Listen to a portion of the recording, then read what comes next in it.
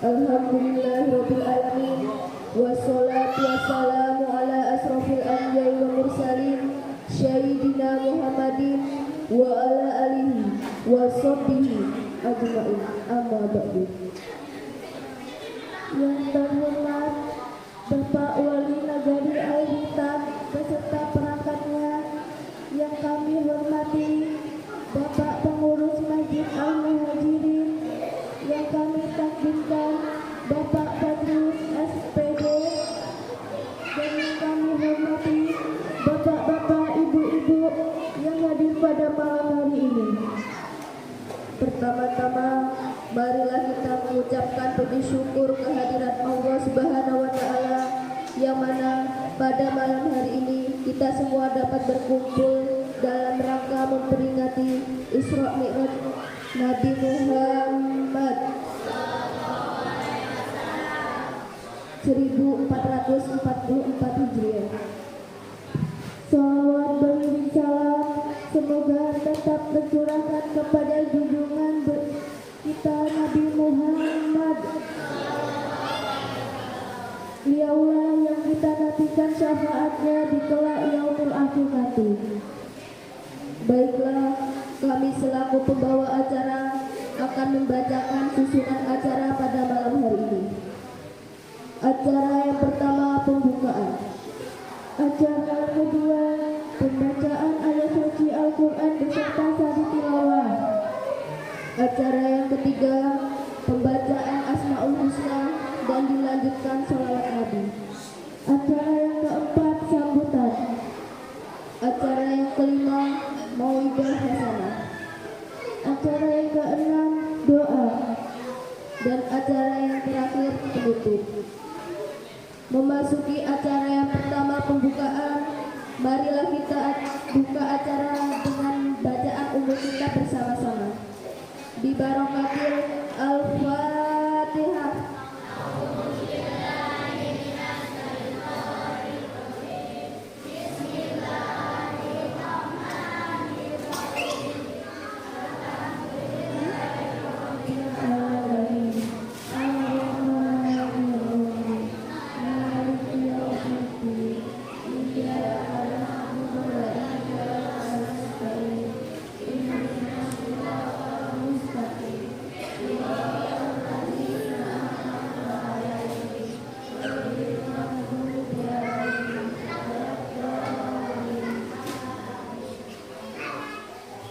Acara yang kedua, pembacaan ayat suci Al-Quran beserta sari tilawah yang akan dilanturkan oleh Ibu Doti dan Tika.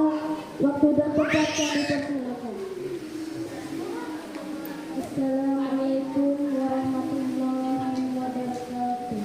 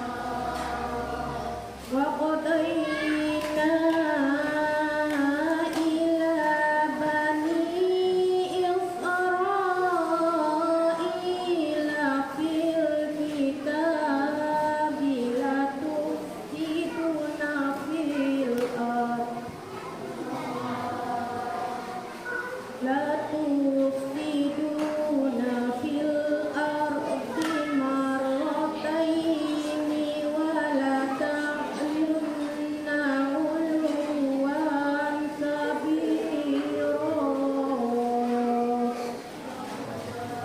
صدق الله العظيم. Dengan menyebut nama Allah yang Maha Pengasih, Maha Penyayang. Maha suci Allah yang telah memperjalankan hamba-Nya Muhammad pada malam hari dari Masjidil Haram ke Masjidil Aqsa yang telah kami bertani sekelilingnya, agar kami perlihatkan kepadanya tanda-tanda kebesaran kami. Sesungguhnya Dia Maha mendengar, Maha melihat. Dan kami berikan kepada Musa kitab Taurat, dan kami jadikannya petunjuk bagi Bani Israel dengan firman, janganlah kamu mengambil perlindungan selain aku. Wahai keturunan orang yang kami bawa bersama Nuh, sesungguhnya dia Nuh adalah hamba Allah yang banyak bersyukur. Dan kami tetapkan terhadap Bani Israel dalam kitab itu, kamu pasti akan berbuat kerusakan di bumi ini 2 kali. Dan pasti kamu akan menyombongkan diri dengan kesombongan yang besar.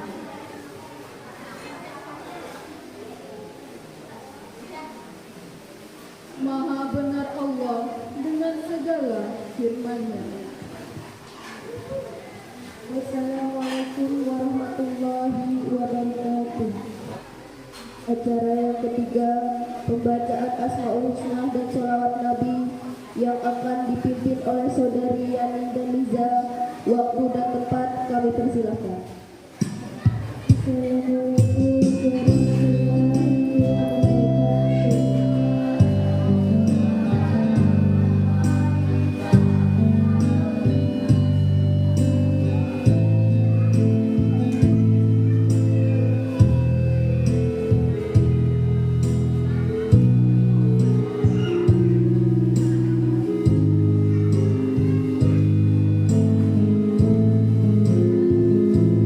Ya Allah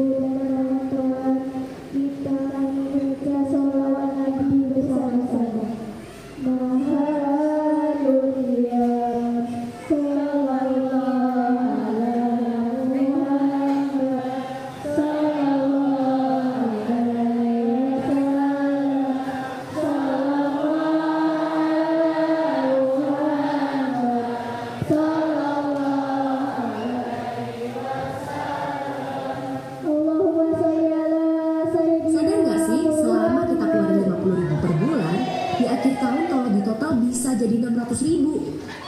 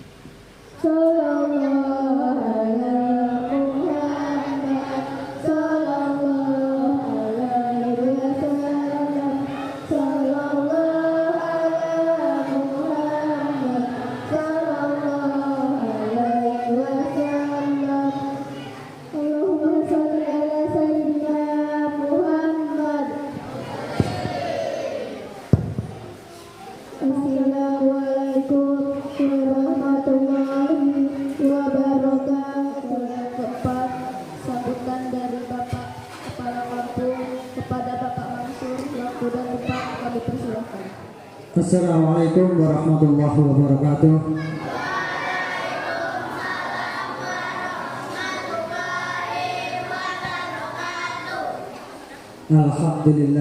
Alhamdulillahirabbil alamin wa bihi nasta'inu ala umuri dunya waddin wa ala alihi wa ashabihi rasulillahi ajma'in. Asyhadu an la ilaha illallah wa asyhadu anna Muhammadan abduhu wa rasuluh la nabiyya ba'da. Amma ba'du.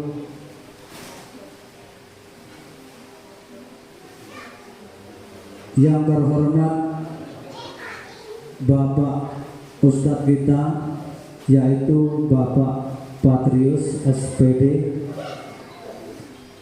Selanjutnya yang saya hormati Bapak Wali Nagari atau yang mewakili dalam hal ini. Selanjutnya Bapak Ketua Bamus beserta rekan-rekan Bamus dan rekan-rekan perangkat, Bapak pengurus masjid yang juga saya hormati. Selanjutnya Bapak ataupun Ibu para pembimbing MDA Al-Muhajirin yang saya hormati dan saya banggakan. Dan yang teristimewa kepada bapak-bapak, ibu-ibu, hadirin hadirat Jamiah Isra wal Mi'raj Nabi besar Muhammad sallallahu alaihi wasallam, yang alhamdulillah sekalipun sedikit bapak-bapak beserta ibu-ibu tetap hadir.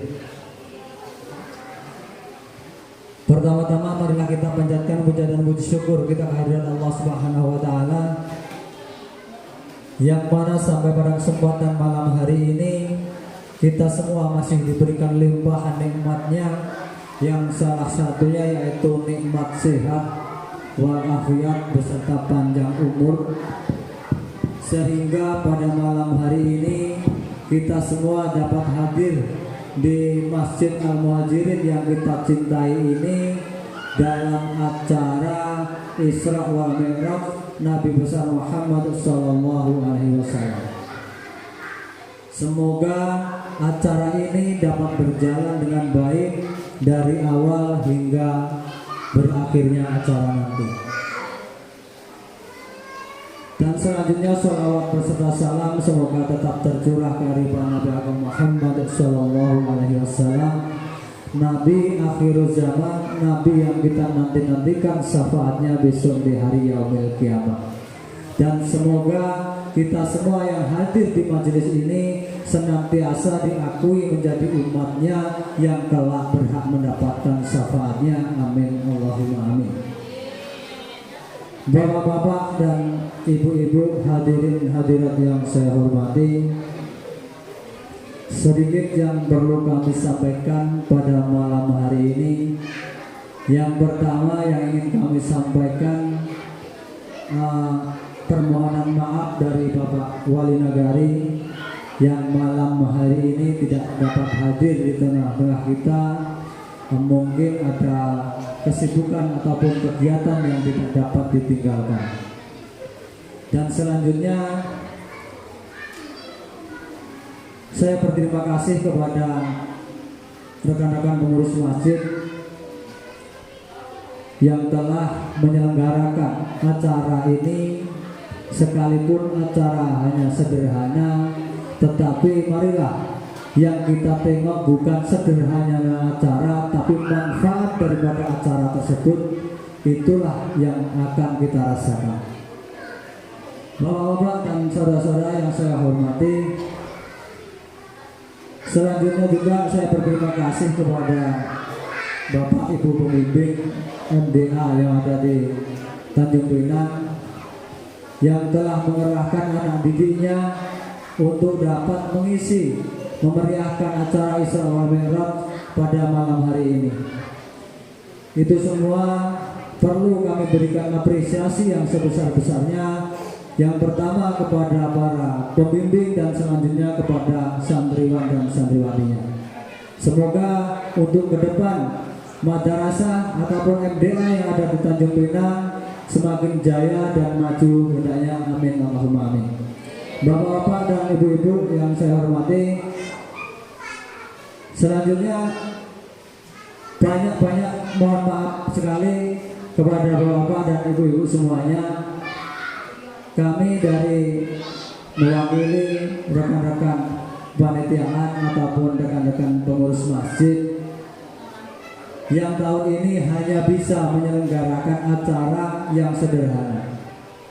Dan kami berharap dan marilah kita berdoa bersama kedepannya untuk acara-acara Hari Besar Islam tidak hanya cuma Isra Mi'raj saja, tetapi hari besar Islam yang lainnya senantiasa bisa kita peringati walaupun dengan cara yang sederhana seperti ini. Syukur-syukur kita bisa melaksanakan kegiatan keagamaan untuk lebih meriah lagi. Bapak Ibu yang saya hormati, kami berharap di sini seperti yang saya sampaikan di depan tadi, marilah apa nanti yang akan disampaikan oleh Bapak Ustadz kita itu menjadi renungan dan pembelajaran bagi kita semua nantinya. Dan setelah semua disampaikan atau apapun temanya nanti bisa kita aplikasikan dalam kehidupan kita sehari-hari. Itu merupakan pesan daripada kami dari jajaran kepanitiaan, sekaligus di sini tadi disebut sambutan daripada kepala kampung. Kami berharap di Kampung Tanjung Pinang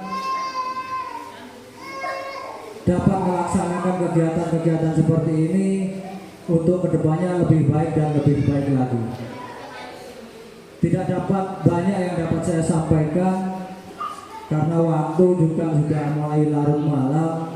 Kalau terlalu banyak bicara nanti malah nggak karu-karuan. Mungkin banyak salah dan kekurangan, mohon maaf yang sebesar-besarnya. Kami akhiri, wabillahi taufiq wal hidayah. Assalamualaikum warahmatullahi wabarakatuh.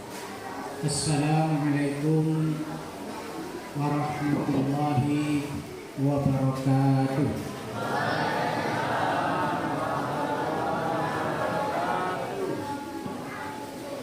Alhamdulillahilladzi arsala rasulahu bil huda wa dinil haqq liyudhhirahu 'ala dini kulli wa kafa billahi shahida. Asyhadu an la ilaha illallah wahdahu la syarika lah wa asyhadu anna Muhammadan abduhu wa rasuluh sallallahu alaihi wasallam wa la nabiyya ba'dahu. Allahumma shalli wa sallim wa barik ala hadzal nabiyil karim. Amma ba'd. Fa ya ayyuhal hadirun wal hadirat rahimakumullah.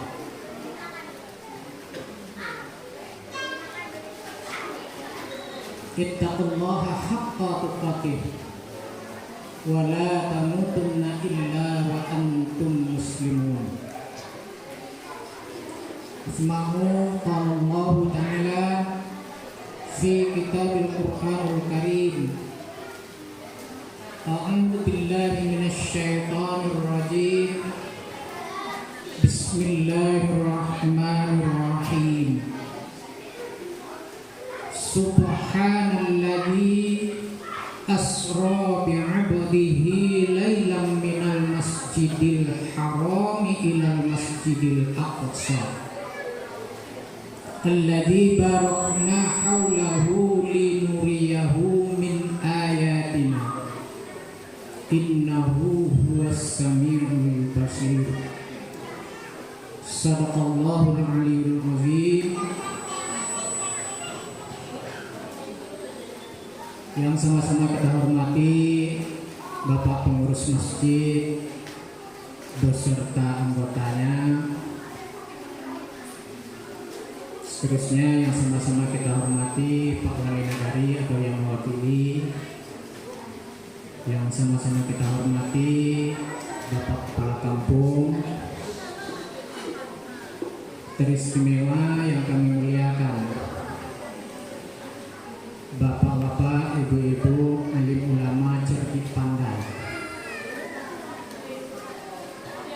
dan seluruh jemaah peringatan Isra dan Mi'raj Nabi besar Muhammad Sallallahu Alaihi Wasallam di Kampung Tanjung Pinang ini. Pertama dan utama sekali, mari kita bersyukur kehadirat Allah Subhanahu wa Ta'ala. Alhamdulillah, pada malam 27 Rajab ini kita dapat sama-sama melangkahkan kaki, mengayunkan tangan menuju rumah Allah ini dalam rangka peringatan Isra wal Mi'raj Nabi besar Muhammad Sallallahu Alaihi Wasallam dan melanjutkan ukhuwah Islamiyah sesama kita. Semoga acara ini diberkahi oleh Allah dan kepada kita semua dijadikan oleh Allah acara malam hari ini adalah menambah ilmu, pemahaman terhadap ajaran agama kita, di samping membina ukhuwah Islamiyah kita.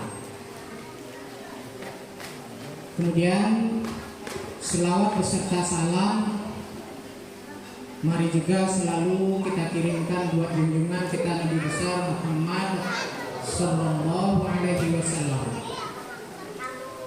yang atas usaha dan jerih payah beliau di dalam merubah peradaban umat, sehingga perubahan demi perubahan peradaban umat itu dapat sama-sama kita rasakan adanya saat sekarang ini.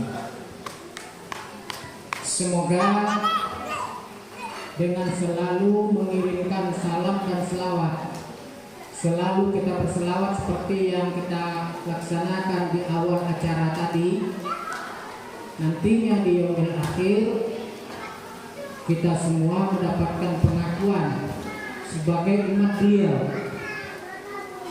dan tentu yang paling utama adalah mendapatkan syafaat daripada beliau nanti di yaumil akhir. Karena bapak-bapak, saudara, ibu-ibu jemaah, tanpa syafaat daripada Rasulullah Sallallahu Alaihi Wasallam, mustahil rasanya kita akan terbebas dari neraka Allah.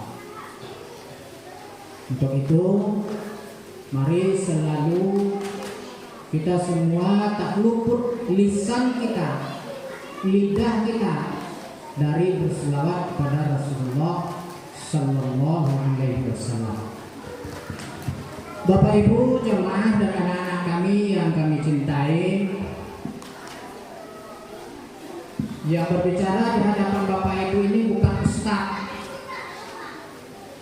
Saya tidak kiai, Pak. Saya tidak ustaz, Pak. 5 tahun saya berulang setiap hari ke Tanjung Pinang ini. Mungkin sebagian besar Bapak Ibu kenal dengan saya. Saya hanya guru. Makanya ketika kemarin Pak Kampung datang ke rumah, saya bilang,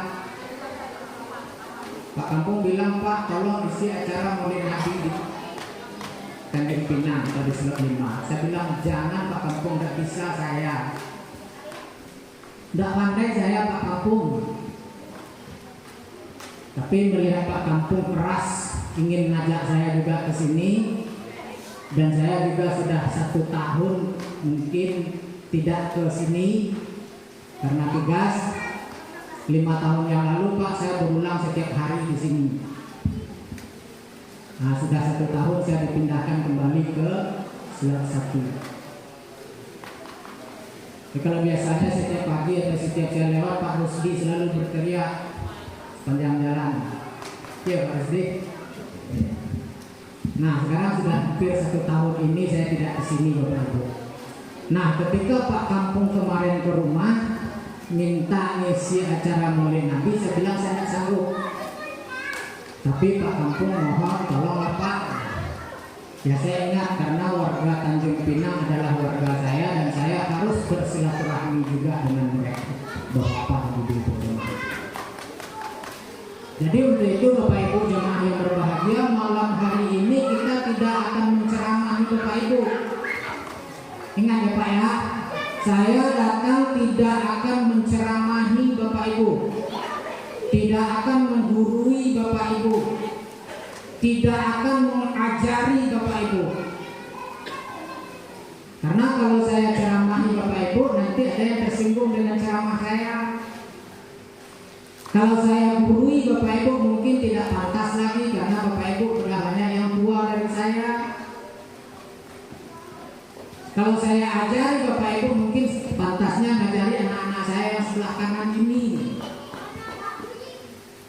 Nah, tapi karena malam hari ini saya juga berniat untuk silaturahmi dengan Bapak Ibu, kita coba-coba mengingat-ingat kembali suatu peristiwa besar di dalam ajaran agama kita yang terjadi pada diri Rasulullah SAW lebih kurang 14 abad yang silam. Tepatnya tanggal 2 malam 27 Rajab juga. Apa peristiwa itu? Seperti ayat yang tadi dibaca oleh adik-adik kita. Subhanalladzi asra bi'abdihi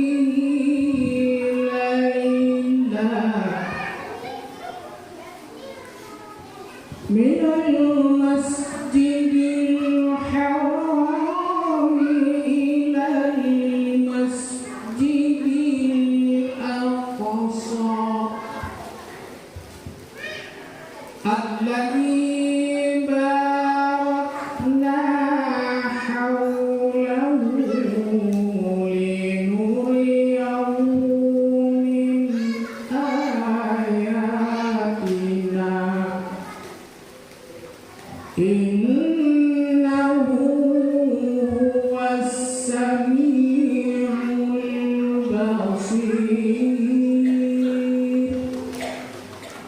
artinya tadi sudah dibacakan juga oleh Syekh Tilawah. Kita ulang-ulang aja sedikit Pak ya. Ya Bu. Enggak apa-apa Bu. Boleh Bu?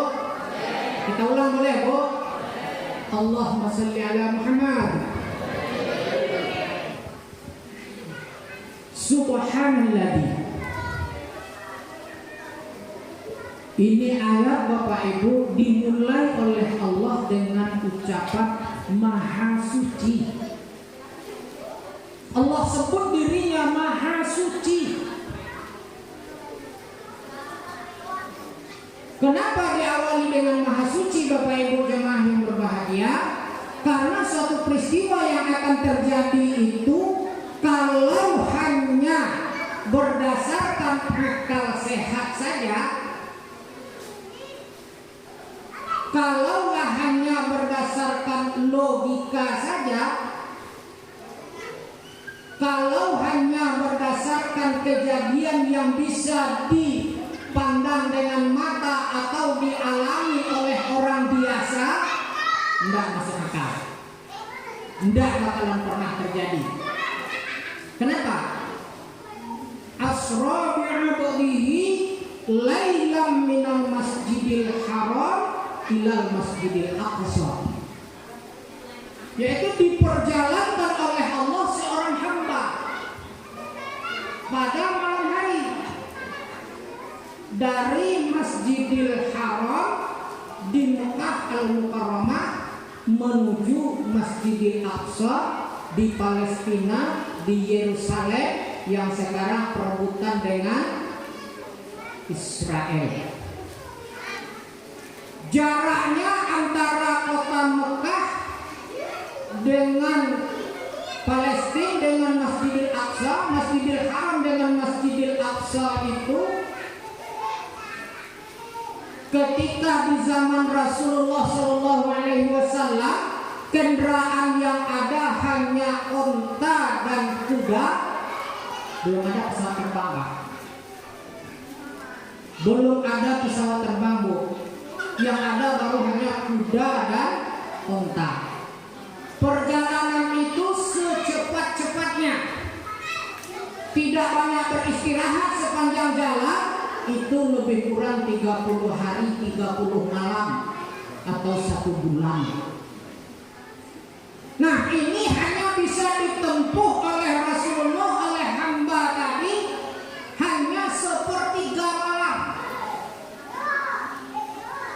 Kalau dengan akal logika mampu tidak kira-kira, Pak? Mampu tidak kira-kira, Bu? Jarak 1 bulan perjalanan dengan kendaraan yang ada ditempuh 1/3 malam saja. Kalau dengan akal mampu enggak? Enggak mampu. Enggak logis. Enggak masuk akal. Tidak mungkin terjadi. Bahkan dengan kendaraan yang sudah canggih sekarang saja enggak masuk akal, Pak. Enggak logis, Pak. Kenapa? Karena kecepatan pesawat yang sudah kita cobakan, Bapak Ibu, dari Jakarta ke Madinah itu lebih kurang 10 jam. Kita ada berangkat dari Padang lebih kurang 10 jam sampai di Mekah. Balik lagi 10 jam, udah 20 jam. Kalau dari Masjidil Aqsa ke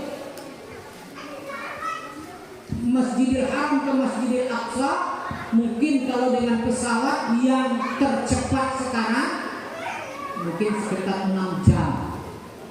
Kalau 6 jam pergi, 6 jam pulang, udah berapa, Pak? Udah 12 jam. Itu pesawat yang ada sekarang. Nah, di zaman Rasul pesawat belum ada. Makanya Allah memulai ayat ini dengan Subhanalladzi, Maha suci Allah. Jadi Bapak Ibu jemaah yang berbahagia, yang Maha suci itu siapa? Hanya Allah. Kita manusia ini Bapak Ibu jemaah yang berbahagia jauh dari kata-kata suci itu. Makanya kalau ada orang yang beranggapan, wah saya nanti ibadah saya akan rutin setelah saya bersih, setelah saya suci. Tidak ada cerita, Pak. Wah saya nanti pergi ke Mekah, pergi haji, pergi umrah itu setelah semuanya beres, setelah semuanya bersih, setelah saya suci, setelah saya tinggalkan urusan dunia, setelah saya tinggalkan urusan-urusan yang berkaitan dengan hal-hal yang mengganggu kehidupan saya sekarang. Tidak akan ada, Pak. Tidak akan mungkin ada. Sehingga yang maha suci itu hanya Allah Subhanahu wa ta'ala. Kalau kita adalah makhluk yang lemah, makhluk yang akan selalu, makhluk yang akan senantiasa bergelimang dengan kesalahan, bergelimang dengan dosa, bergelimang dengan kekhilafan, bergelimang dengan segala macam bentuk urusan-urusan yang banyak melanggar dan tidak mentaati peraturan Allah Subhanahu wa ta'ala. Mulai dari cara kita berusaha, mulai dari cara kita berkebun, mulai dari cara kita berdagang, mulai dari kita berusaha, apapun kerja kita Bapak dan Ibu jemaah yang berbahagia, jauh yang namanya manusia ini dari kata sempurna, jauh manusia ini dari kata suci. Maka dari itu mari kita berusaha untuk memperbaiki segala macam bentuk kekurangan dan kelemahan yang melekat di dalam diri kita itu. Jadi perjalanan Isra Bapak Ibu jemaah yang berbahagia hanya 1/3 malam dari Masjidil Haram ke Masjidil Aqsa. Apakah sudah selesai sampai di situ? Belum. Itu baru hanya 1/1000 perjalanan. Karena perjalanan yang lebih besar, yang lebih jauh adalah mulai dari Masjidil Aqsa, Rasulullah Shallallahu Alaihi Wasallam dimi'rajkan menuju langit pertama, dan beliau bertemu dengan Rasulullah Shallallahu Alaihi Wasallam, bertemu dengan kakek manusia, yakni Nabi Adam alaihissalam, manusia pertama yang diciptakan oleh Allah, yang menjadi kakek buyut kita di langit pertama. Terus di langit kedua, Rasulullah Shallallahu Alaihi Wasallam bertemu dengan Rasul terakhir sebelum Rasulullah Shallallahu Alaihi Wasallam, yakni Nabi Isa alaihissalam. Nabi Isa alaihissalam adalah seorang manusia suci yang kebetulan karena keinginan Allah sengaja dihadirkan oleh Allah ke permukaan bumi ini dengan kekuasaannya. Lahirlah beliau dari seorang wanita suci yang bernama Siti Maryam dengan tidak punya bapak. Kalau kita sekarang Pak Bu, kan banyak juga yang ingin seperti itu kan. Kadang-kadang tanpa sengaja anak-anak bapak ibu juga tanpa ada bapak anaknya dan lahir saja. Seperti Nabi Isa. Ada di sini Pak? Enggak ada ya. Mudah-mudahan tidak Pak, mudah-mudahan dijauhkan oleh Allah Subhanahu wa taala. Tapi manusia suci Nabi Isa alaihissalam, beliau memang adalah makhluk Ruhul Kudus, makhluk yang suci, yang lahir dari seorang wanita mulia, Siti Maryam, tanpa ayah. Nah, untuk itu kami berpesan kepada Bapak Ibu yang punya anak gadis, karena manusia yang suci yang tidak berayah yang diakui oleh agama kita, yang diakui oleh Allah hanya satu, yaitu Nabi Isa alaihissalam dengan ibu Siti Maryam. Jangan jadikan lagi Maryam berikutnya, terutama di kampung kita. Jangan lahir Isa selanjutnya, terutama di kampung kita. Ada kejadian seperti itu Pak, Bu? Kalau ada, mari perbaiki, bertobat. Kalau tidak ada, tolong jaga generasi kita ini. Jaga anak bapak dan ibu dari perbuatan-perbuatan yang dilarang oleh Allah, sehingga nanti akan melahirkan keturunan-keturunan yang benar-benar diridhoi oleh Allah Subhanahu wa taala.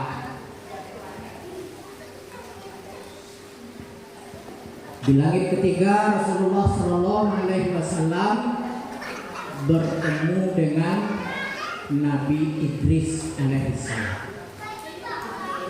Nabi Idris alaihissalam, Bapak Ibu, adalah manusia pertama yang menciptakan pakaian. Jadi pertama sekali manusia ini berpakaian, Bapak Ibu, menjahit pakaian, merangkai pakaian, menutup aurat, itu adalah Nabi Idris alaihissalam. Sehingga dikisahkan di dalam Al-Quran, kaum ibu-ibu diperintahkan di dalam surah Al-Ahzab ayat 21, diperintahkan di dalam surah An-Nur ayat 21 untuk menutupkan jilbabnya. Kalau enggak, payah aja Nabi Idris merancang model Pak. Ya. Untuk itu kita berharap di negara kita, di kampung Tanjung Pinang ini, tidak ada lagi manusia, wanita-wanita muslim yang tidak menutup auratnya. Tidak ada lagi bapak-bapak, saudara-saudara yang laki-laki yang tidak menutup auratnya. Aurat laki-laki dari lutut sampai pusar. Aurat ibu-ibu seluruh anggota tubuh kecuali wajah dan telapak tangan. Hanya itu Bapak Ibu.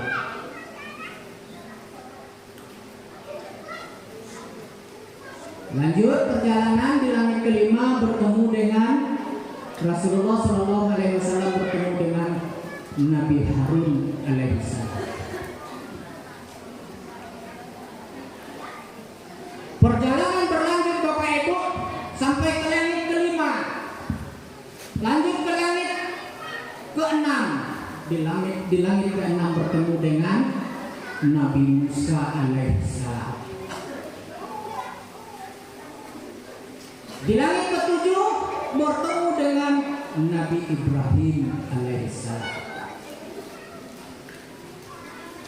Dari langit ketujuh Bapak Ibu, Rasulullah Shallallahu Alaihi Wasallam dibawa oleh malaikat Jibril untuk berwisata. Untuk apa Bapak Ibu? Untuk wisata, jalan-jalan. Kemana jalan-jalan dibawa Bapak Ibu? Dibawalah menuju surga dan neraka. Ada beberapa pelajaran penting yang dapat kita ambil hikmahnya nanti dari perjalanan ini. Yang pertama Bapak Ibu jemaah yang berbahagia, Rasulullah Shallallahu Alaihi Wasallam dibawa melihat surga. Di sanalah dilihat oleh Rasulullah Shallallahu Alaihi Wasallam ada suatu makam, suatu kuburan yang harum, yang wangi. Ditanya oleh Rasulullah, ya malaikat Jibril, kenapa kok kuburannya harum sekali? Kuburan siapa ini ya Rasulullah? Ya Jibril. Maka dijelaskan oleh malaikat Jibril, ini adalah kuburan Siti Masitoh dengan keluarga. Dan begitu juga nanti dengan kuburan umatmu yang mampu menahan akidah seperti Siti Masitoh dan keluarga. Tahu cerita Siti Masitoh Bapak Ibu? Hah? Belum? Pak, tahu dengan cerita Siti Masitoh? Tidak. Ibu-ibu tahu ceritanya? Anak-anak tahu? Kalau diceritakan mau? Yang benar ya? Mau kalau diceritakan? Baik Bapak Ibu. Di zaman Raja Fir'aun, karena saking berkuasanya Raja Fir'aun,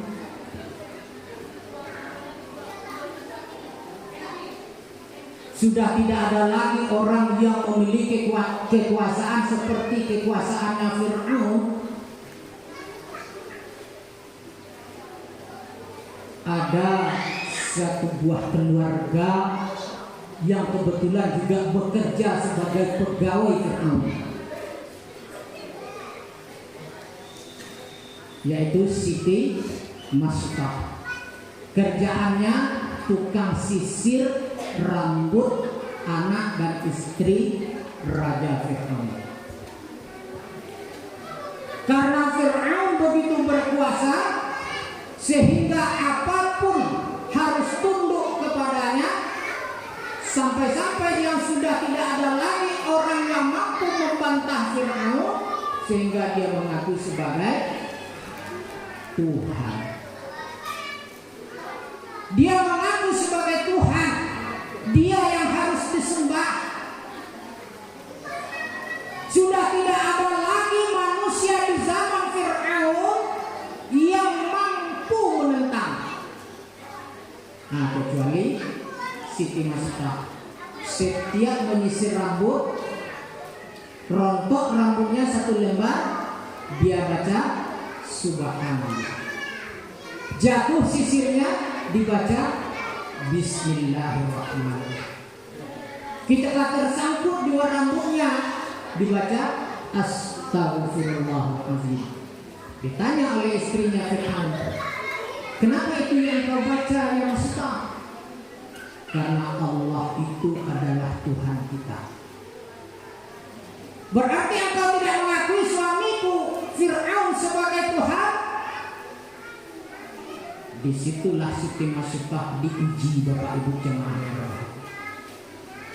Dijawab oleh Siti Masyidah, Tuhan itu adalah Rabb, Allah Subhanahu wa Ta'ala, Tuhanku, Tuhan engkau dan Tuhannya Fir'aun, yang menciptakan langit dan bumi, yang wajib dialah yang kita sembah.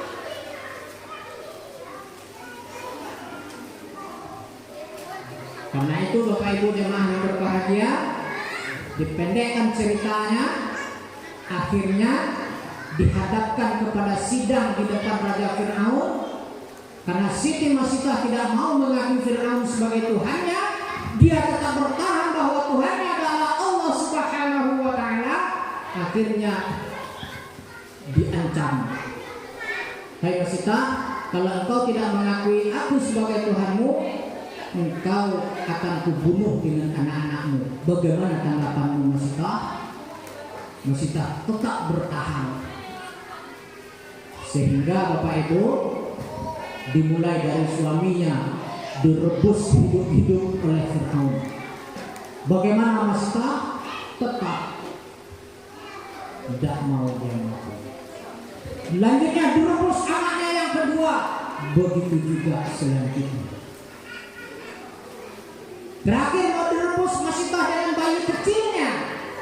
Disitulah sang bayi berkata. Jadi manusia atau bayi pertama yang bisa bicara adalah anak Siti Masyidah. Apa katanya? Wahai ibunda, kalau untuk mempertahankan akidah kita, kalau untuk mempertahankan keyakinan kita, kalau untuk mempertahankan iman yang ada di dada kita, nyawa kita tidak ada apa-apanya. Sekalipun digoreng, sekalipun direndam, sekalipun direbus kita, jangan berubah keyakinan. Akhirnya Siti Masyidah pun direbus hidup-hidup dengan anak bayinya oleh Fir'aun. Kejam gak Pak? Kejam sekali Fir'aun itu. Nah itulah Bapak Ibu, akhirnya di perjalanan Isra dan Mi'raj itu Rasulullah SAW menemukan sebuah kuburan yang harum. Itulah kuburan Siti Masyidah. Dan begitu juga kuburan umat Rasulullah SAW nantinya yang kukuh dengan akidahnya. Balik kepada kita Pak, kita bawakan ke diri kita. Sudahkah kita kokoh dengan akidah kita? Tanya diri kita masing-masing Pak. Siapkah kita mati untuk agama kita Pak? Relakah kita nyawa yang lengket satu-satunya di badan kita untuk agama ini? Kalau sudah, insya Allah kuburan kita nanti juga akan harum. Tapi kalau masih ragu, kira-kira Pak masih terbayang juga kebun sawit sekian hektar, istri masih muda, anak-anak masih gagah-gagah, kehidupan ini masih kita harap-harapkan, jangan harap Pak. Artinya apa? Kalaulah saat sekarang kita ini tidak memperkokoh iman akidah, terutama untuk anak-anak kami ini Bapak Ibu jemaah yang berbahagia, akan rugi kita.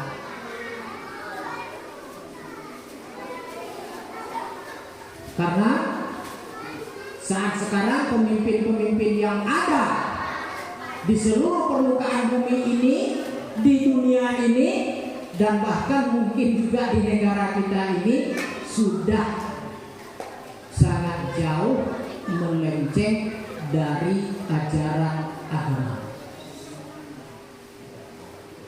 Sudah sangat jauh keluar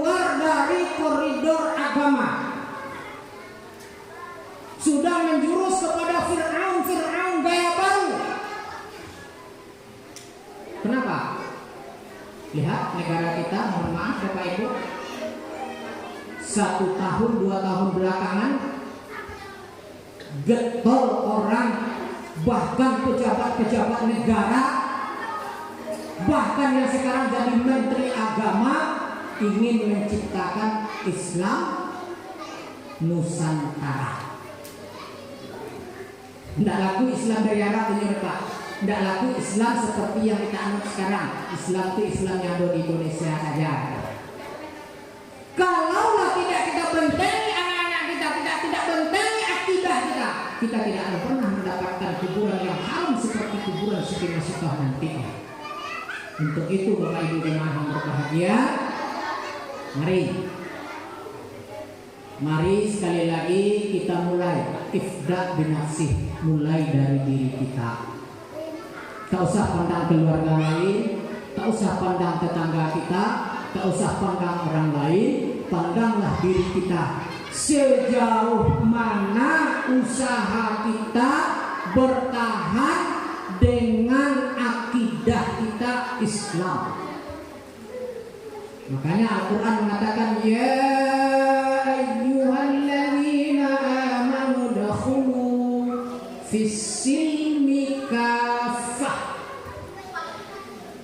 Wahai orang-orang yang beriman, masuklah kalian ke dalam Islam itu benar-benar masuk seluruhnya. Tanya diri kita Pak, sudahkah Islam sebenarnya kita saat sekarang atau belum? Sudah kira-kira atau belum tuh? Sudah, alhamdulillah. Tapi kenapa kok masih penting main voli daripada sholat berjamaah di masjid? Kita mengaku Islam, kita sudah mengaku Islam, tetapi voli lebih penting daripada sholat. Mohon maaf Bu ya. Kita sudah mengaku Islam, tetapi main voli aurat kita yang kita pertontonkan di hadapan orang banyak. Maaf ya Bapak Ibu ya, saya tidak akan ceramah lagi, saya cuma mengulang lah. Kalau saya ceramah orang tersinggung, nggak saya bilang tadi. Iya Bah.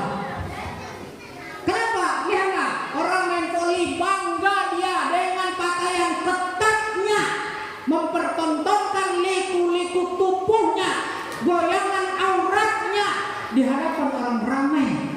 Sementara ketika dia ke masjid, suara azan datang, dia tidak selesaikan voli dulu, kejarkan salah, nanti asal-asalan aja. Itu yang banyak terjadi Pak, terutama di tempat kami. Kalau di sini mudah-mudahan tidak. Kalau ada satu-satu, ya kalau ada paling satu-satu. Kalau ada, tapi mudah-mudahan Tanjung Pinang enggak ya Bu ya. Yang ada paling-paling satu. Iya Pak. Begitu dicontohkan oleh Rasulullah di dalam Isra dan Mi'raj itu, berjalan ke neraka, apa yang pertama dilihat adalah orang yang digantung rambutnya, dibakar tubuhnya dengan api neraka. Kenapa? Karena dia mempertontonkan auratnya, baik itu laki-laki apalagi perempuan. Orang voli, orang bola apa? Orang laki-laki terlihat nggak? Kenapa? Celana bola biasanya di atas lutut. Jadi jangan salahkan ibu-ibu aja, adik-adik laki-laki ya. Itu aurat. Lebih penting bola daripada sholat. Apalagi tadi Bapak Ibu jemaah, saya mohon maaf, saya sebut aja. Karena saya akan bertekad, saya tidak akan ceramah, saya tidak akan ngajari Bapak Ibu, saya akan nyebut yang ada aja. Segagah ini masjid, sebesar ini masjid, semegah ini masjid.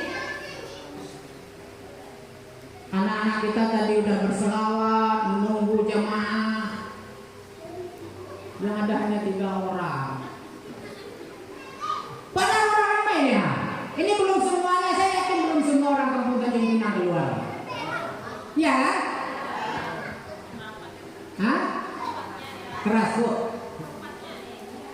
mungkin karena ada kesibukan lain kan?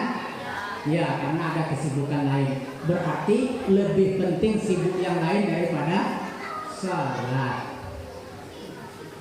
Iya Bu? Iya Pak? Lebih penting kita dengan kesibukan lain daripada salat. Makanya saya nggak mau ceramahin Bapak Ibu.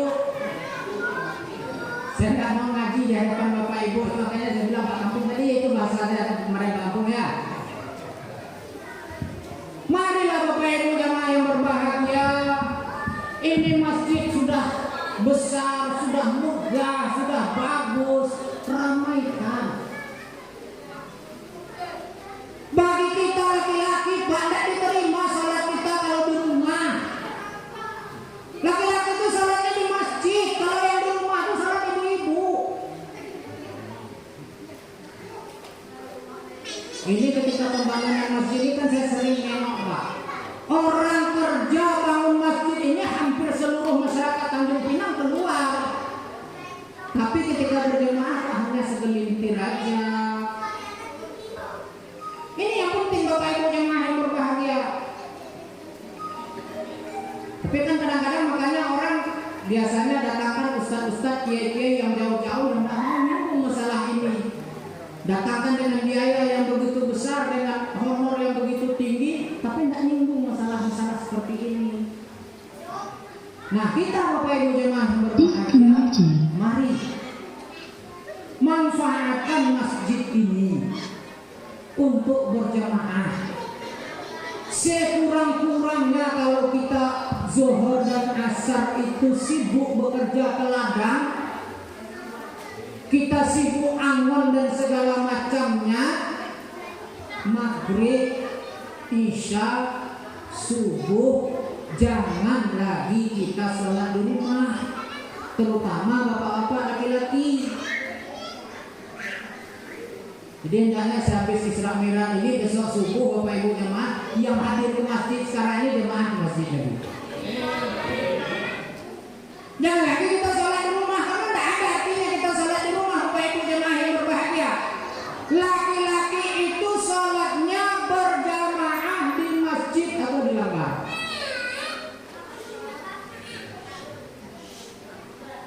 Kalau saya ceramah kayaknya tersinggung orang tua.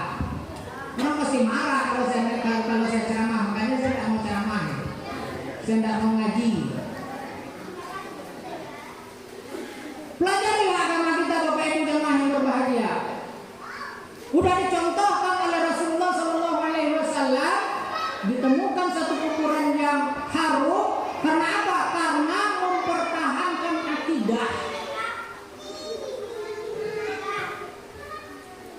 Begitu juga nanti umat-umat Rasulullah kalau bertahan dengan akidah itu Bapak Ibu jemaah yang berbahagia, insya Allah surga untuk kita. Tapi kalau tidak, jangan berharap Bapak Ibu jemaah yang berbahagia.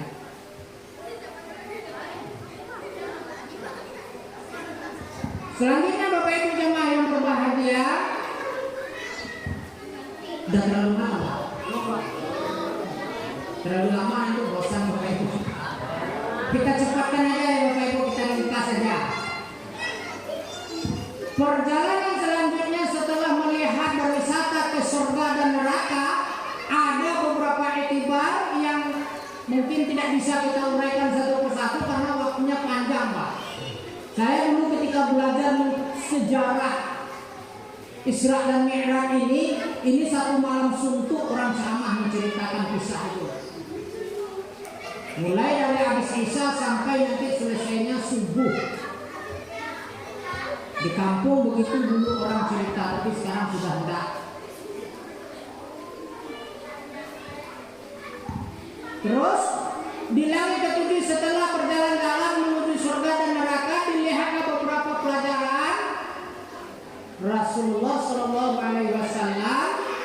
dibawa oleh malaikat Jibril ke Sidratul Muntaha. Dari Sidratul Muntaha, Rasulullah SAW sudah tidak dikawani lagi oleh Jibril.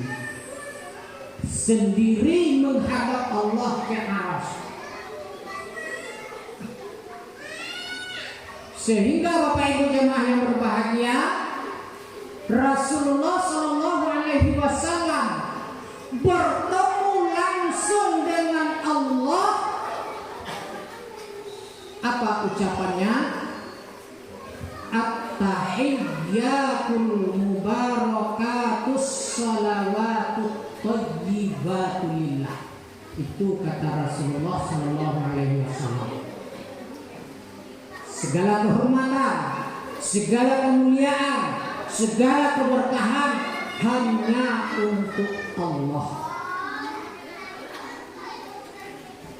Karena Rasulullah SAW mengucapkan itu, dijawab oleh Allah, Assalamu alayka ayyuhan nabiyyu wa rahmatullahi wa barakatuh.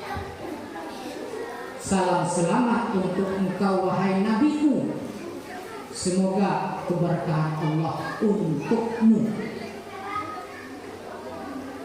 Rasulullah tidak hanya senang dibegitu kan Pak. Belum puas beliau diucapkan selamat oleh Allah langsung, teringatlah oleh beliau kita. Assalamu alayna ayyuhan nabi, assalamu alayna wa ala ibadillahis sholihin. Salam selamat juga untuk umat-umatku. Semoga mereka menjadi golongan orang-orang yang soleh. Baru diucapkan asyhadu an la ilaha illallah wa asyhadu anna Muhammadar Rasulullah. Dijawab oleh Allah, Allahumma shalli ala Muhammad. Dan inilah yang menjadi salah satu bacaan wajib di dalam sholat yang tidak boleh salah. Bacaan yang dibaca dalam sholat itu Bapak Ibu hanya 4 bacaan.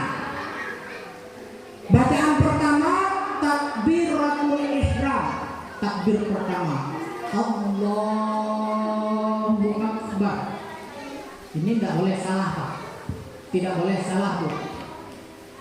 Bacaan takbiratul ihram. Yang kedua yang tidak boleh salah bacaan di dalam sholat itu adalah Al-Fatihah. Surah Al-Fatihah Bapak Ibu jemaah yang berbahagia tidak boleh salah, tidak boleh keliru, baik itu makhrajnya maupun tajwidnya. Kita bangga Bapak Ibu imam kita tadi menurut penilaian saya sesuai dengan kemampuan saya lolos bacaan Al-Fatihahnya. Kalau tahiyatnya saya tidak dengar karena memang bacaannya pelan. Ya, tapi Al-Fatihah insyaallah lolos menurut saya. Tapi belum menurut orang-orang Qori mungkin. Ayo Bapak Ibu jemaah yang berbahagia, rasakan diri kita sudah benarkah Al-Fatihah kita? Kebanyakan kita baca Al-Fatihah seperti orang malas Pak. Seperti orang malas. Entah kalau di surat 1. Kenapa? Karena baca bismillah, Bismillahirrahmanirrahim. Salah besar. Alhamdulillahirabbil alamin. Salah gede. Bacaan Al-Fatihah Bapak Ibu jemaah yang berbahagia tidak boleh salah walaupun 1 huruf saja. Karena kalau salah bacaannya la sholati liman lam yaqra bi Fatihatil kitab. Tidak sah sholat apabila keliru baca kitab Al-Fatihah. Itu kata Rasul. Makanya saya tidak mau ceramah Pak, saya hanya menyampaikan yang ada aja. Kalau saya ceramah marah Pak, saya salahkan orang baca Al-Fatihah kan marah dia. Nah untuk itu Bapak Ibu jemaah yang berbahagia, mari kita pelajari kembali surah Al-Fatihah. Kita ulang lagi belajar Al-Fatihah. Bismillahirrahmanirrahim. Di situ ha, bukan ha.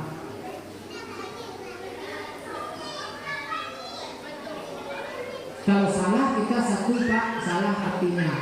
Salah artinya tidak benar salah. Kalau tidak benar salah, diperhitungkan amalan yang lain pak.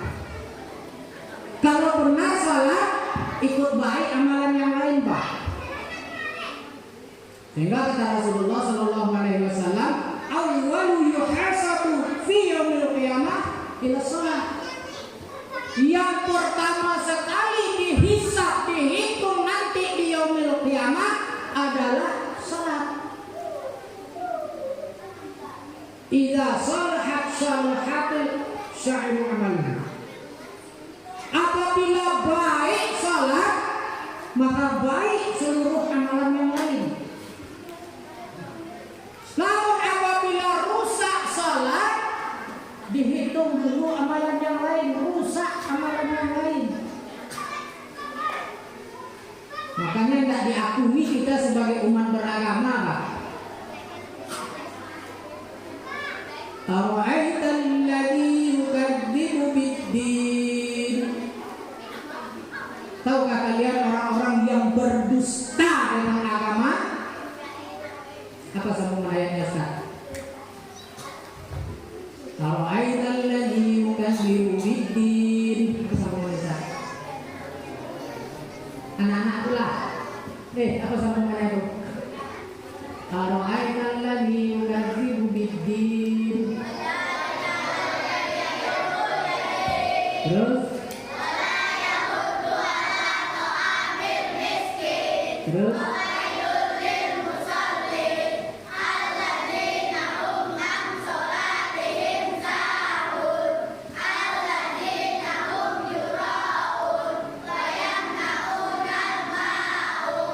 Ada 3 orang yang diakui berdusta dengan agama. Yang pertama, orang yang menyia-nyiakan fakir, miskin. Setelah itu menghardik anak yatim. Setelah itu fawailul lil musallin. Orang yang lalai dengan salatnya, tidak benar bacaan salatnya, tergolong orang pendusta agama. Maka dari itu Bapak Ibu yang berbahagia, mari kita perbaiki salat kita. Bersyukur Bapak Ibu punya imam yang bagus tadi bacaan Al-Fatihahnya. Bapak Ibu apabila berjemaah bersama beliau, insya Allah salatnya diterima, insya Allah salatnya baik, karena Fatihahnya udah bagus.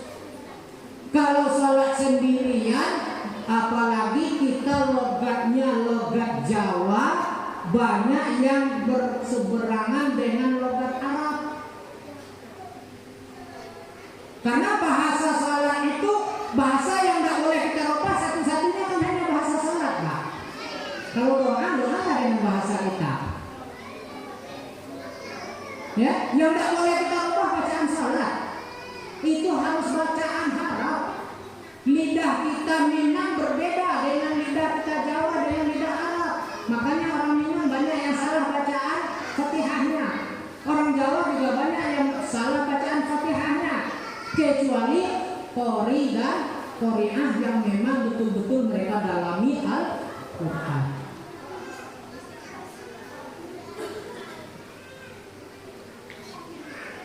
Jadi setelah pertemuan itu Bapak Ibu,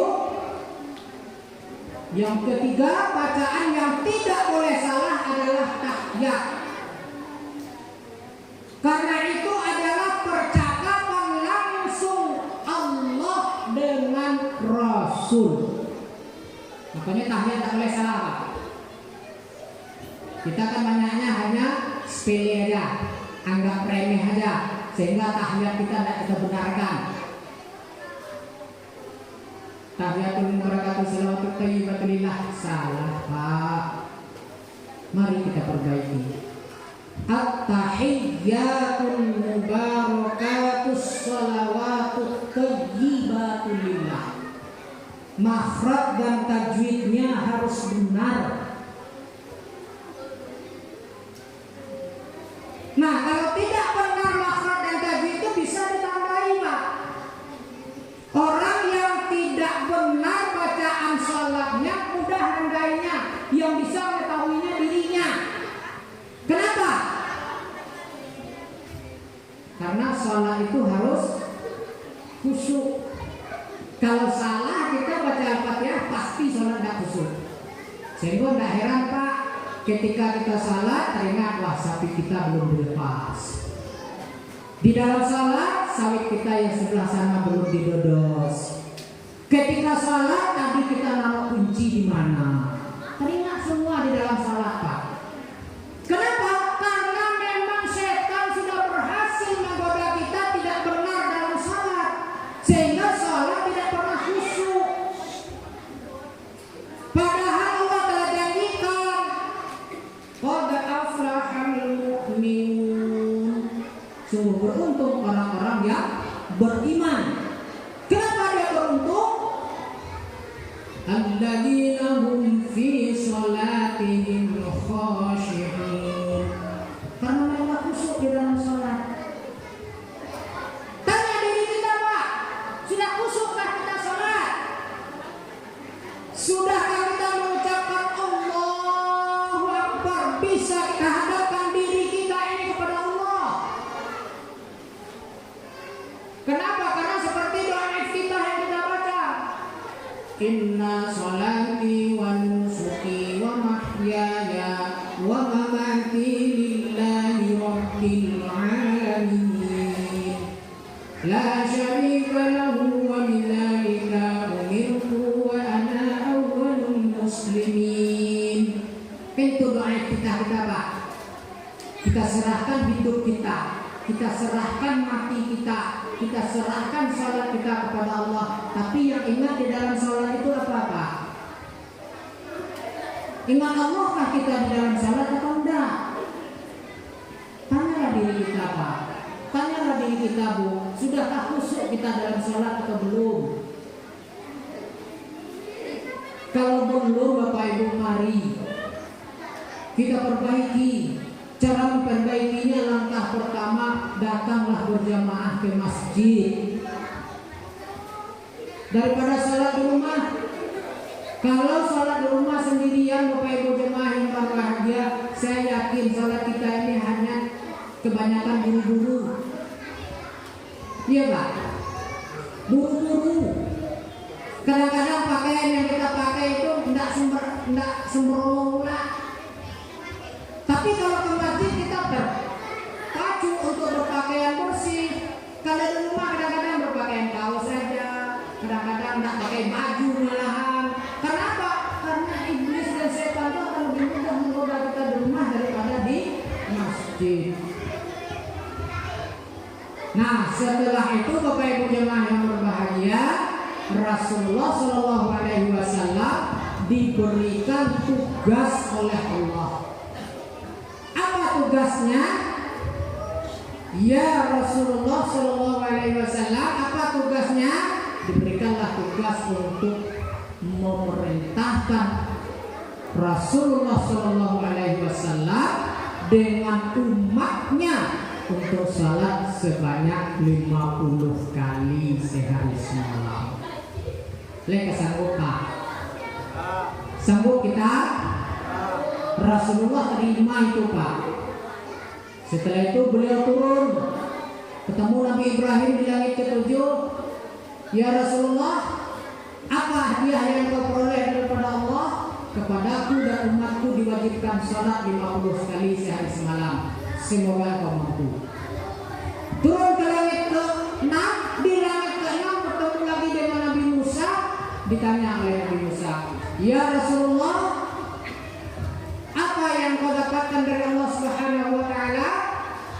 Diceritakan gambaran penghuni surga dan gambaran penghuni neraka. Aku ketemu umatmu, ya Musa. Siapa Siti Masita. Iya di zaman Nabi Musa tuh Pak, Raja Fir'aun. Iya. Aku ketemu dengan kuburan Siti Masita umat engkau. Kuburannya harum. Karena dia berhasil mempertahankan akidahnya kepada Allah Subhanahu wa taala. Dan kepadaku diberikan tugas salat 50 kali sehari semalam. Apa kata Nabi Musa? Ya Muhammad, umatku saja yang kuat tidak mampu. Mohonlah keringanan kepada Allah. Kembali lagi ke langit yang ke-7, terus ke Sidratul Muntaha, terus ke Aras, lapor lagi kepada Allah. Ya Allah, berikanlah keringanan untuk umatku. Sampai 9 kali bolak-balik Pak BH. Yang ke-9 pun sudah dapat berapa? Ya Muhammad, 5 kali sehari semalam. Tidak akan kuat umat engkau ya Muhammad. Pasti tidak akan dilaksanakan oleh umatmu nanti ya Muhammad. Kekhawatiran Nabi Musa itu saat sekarang Bapak Ibu jemaah yang berbahagia bertemu enggak? Ketemu enggak?